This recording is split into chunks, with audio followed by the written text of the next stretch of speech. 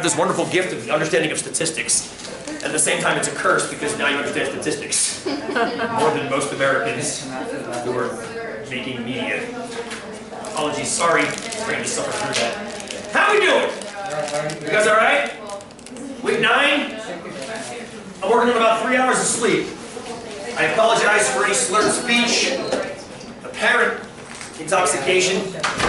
Austin, you have to hold on to total fit today. I cannot do it today because I'm going to throw my back out if I try. When you get to be my age, son, 3 hours of sleep means you don't run around the field. You are the man. You can handle it. Something else too. How are the quizzes? Anybody try Gambler's Room? Gambler's Room, fun? A couple of you? Question, can you summarize it for us? Yes, don't gamble with the intent of making money. Well, yeah, because I kind of figured out that you're gonna for 20 rolls, it's gonna cost you over $20. Right. So essentially, what it means is, and I don't know if you the little end of that quiz, at the back part of that quiz, I showed you with every additional roll you include, you up your average by about $1 and some change. So technically speaking, since the distribution has to go off to infinity, how much is it going to cost you to win $1 back? An infinite amount of money. So yes, don't gamble with the point of making money. I didn't say don't gamble. If you want to gamble, go to Vegas. I'm not going to tell you not to. I just explained to you why you can't do it as an investment property. Right? If you want to invest, I ran some math a few years ago for some students who asked, you know, the Powerball's at, it was like 550 million or something. The Powerball's 550 million. We should buy a bunch of tickets. I'm like, let's just analyze. I mean, that's the best thing. Let's analyze what you would think you would make by buying a bunch of tickets or playing Powerball. Because it's the same thing you guys are doing. So what we did was we figured out the chance. The Powerball jackpot gets up to like 500 million like once every like 18 months or something like that. So I said, let's just buy a ticket a day, you know, for like 5 straight years. Just keep buying a ticket a day, a ticket a day, a ticket a day. And as a compliment to that, put $1 in a bank account every day for 5 straight years. And see which one makes you more money on average. And they're like, oh, we know what's going to happen. Well, like, you're asking me to quantify it for you. Like, I'm not telling you not to gamble. What I'm trying to instill in you is the understanding of what's going to happen when you do. Gambling is for entertainment only. Not investments. And that's one of my favorite things about the state of Oregon. It's on the bottom of every billboard. Everything. Yes. Every lottery ticket, every scratch ticket, all of them. Because people assign so much hope to those things that have no chance of winning. If I just, but the if is quantifiably infinitely small. But if. And I mean, I don't know how to, I can't fix. I can't fix somebody to think that way, but I can show you how to quantify it.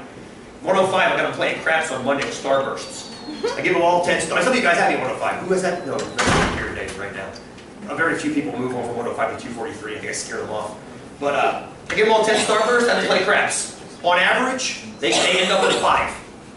On average, they end up with 5 because if you did the Gambler's Ruin quiz, half the time you lose.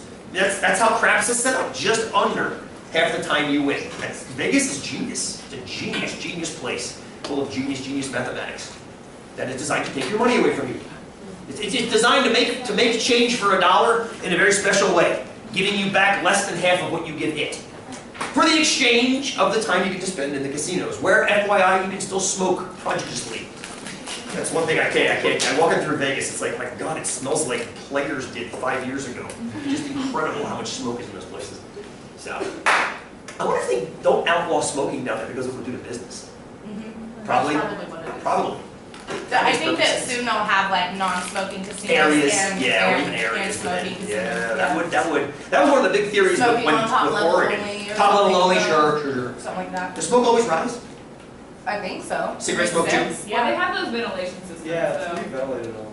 Oh, they do? They have them that smoke. I watched a show one time. Oh, to keep it in one place. Not like back in the 80s, smoking section of a restaurant because the smoke doesn't go past that.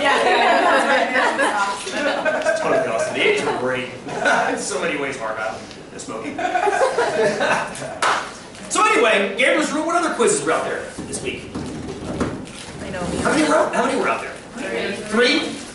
Maybe. There was some binomial ones. Go on. Binomial? Oh, binomial. Okay. There was a coefficient one. Oh, the Pascal's, right, the coefficient. Everybody try that one, the coefficient one? Yeah. Couple people. It's just, that was more of a mathy quiz, like kind of a fun little exploring this part of the binomial. I would love to teach 243 two ways, like to have like twice as many sections of it and teach one version of 243 was all the mathematics and then the statistical version like we have here. The problem is the all mathematics one would have like 5 students in it. Because most people don't want the mathematics, but that's what that quiz was designed for. In case you want the math, there it is for you. I put some quizzes up for next week. One of them is on z-scores and using the normal, which we'll use a bunch today. One of them is on the binomial, looked at again. I know we're quote-unquote done with the binomial, although you're never done with it if you're an American citizen because you see it in the news all the time. So another quiz about Sarah Palin and her political influence that I read in Rolling Stone magazine a couple years ago. Totally rad. The argument was that Sarah Palin actually, by virtue of supporting candidates, can influence elections. And this is when she was a more household name than she is now. She would just come off who was the running mate?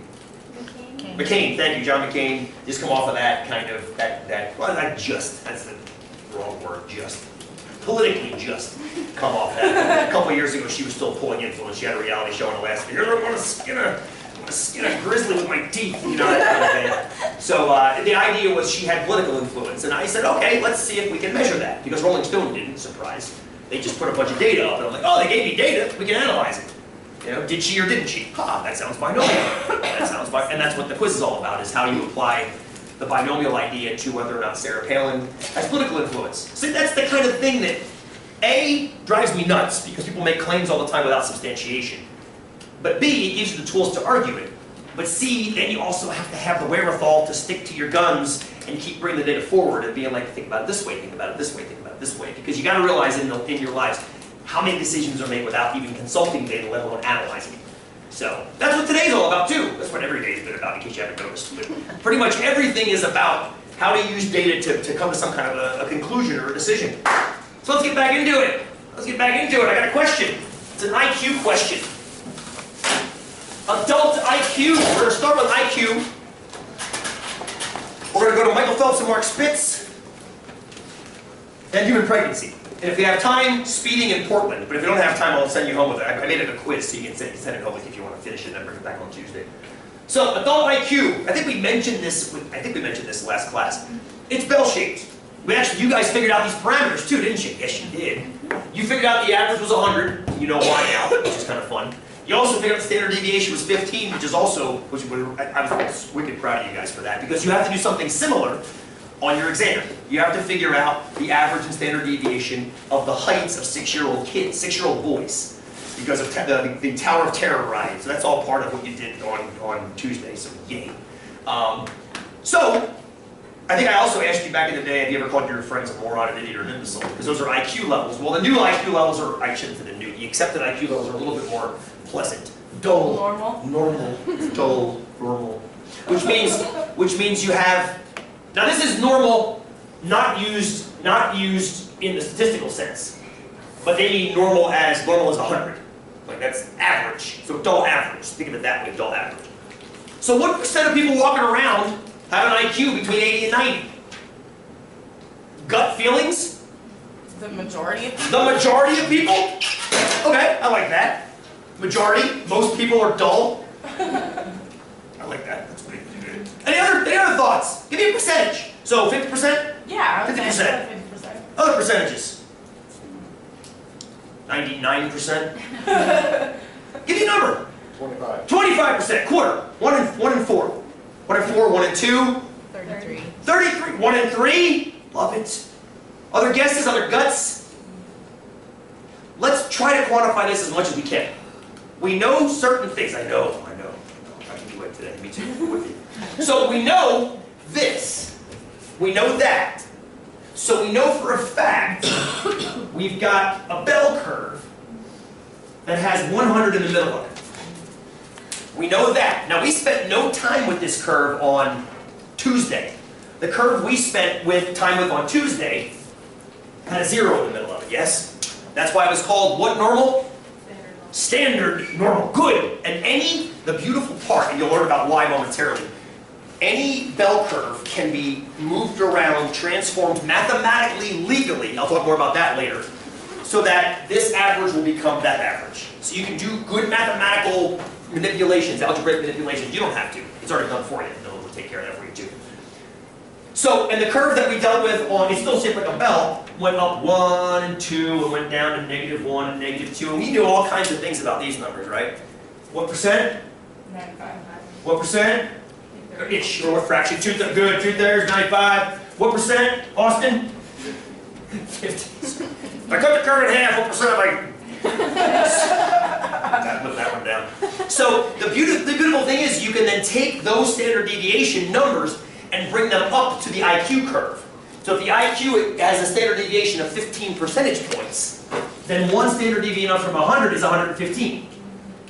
2 is 130. Make sense? -1 would be down to 85. -2 would be down to 70, I think. I know the math right. Yeah, 15 down. And this is fantastic. So you can answer all kinds of questions like, what's the chance they're below 70? What is the chance that somebody gets an IQ that's below 70? I feel you. 2.5. 2.5%! Because you guys just told me that's 95%. That means the tails are 5%. 2.5's out there, 2.5's back there. Perfect. So you can also tell me what's the chance they're between 85 and 115, which you just did. It's only 2/3. Then between 70 and 130 is 95%. There's all those fixed percentages that we know about. The thing is, the IQ scales that they've put out in history don't follow the perfect standard deviation measures. For whatever reason. I don't know why. I don't know who designs them. If you go down through the Wikipedia IQ levels chart, there are dozens of different scales for IQ. They're constantly changing. Which makes me wonder why, first of all, and number two, what it means. So I don't care what it means, or why. I know we can quantify that. I can tell you in a room of 100 people how many are dull normal, on average, based on this. But what I have to figure out, though, is if 85 is there, 90 is here, right? And 80 is here. Can we use our little calculator thing to shade in that area? That, what I just shaded there in orange? I would love to, Lauren. The problem, did you hear what Lauren said? Can we use the normal on the calculator? You can, but you can't put 80 and 90 into it. Well, you can. You can put 80 and 90 into it, it'll give you the wrong answer. Because if you put 80 and 90 into your calculator, it's not going to know you're talking about IQ points. It thinks you're talking about standard deviations. So if you put 80 into Stonormal, Stonormal's going to go, holy crap, this person has 80 standard deviations above normal? They have an IQ of like 1.2 million. So could you put the -5.5 and then -1.5? Where'd that come from? From the, well, it's in between 1 and, or 0 and 1. So now, nice Carolyn, thank you sister. What Carolyn is doing now is she's saying, okay, what I need to do is I need, 85 is right there, yeah? That's one standard deviation down from average. What's 90? What's 90?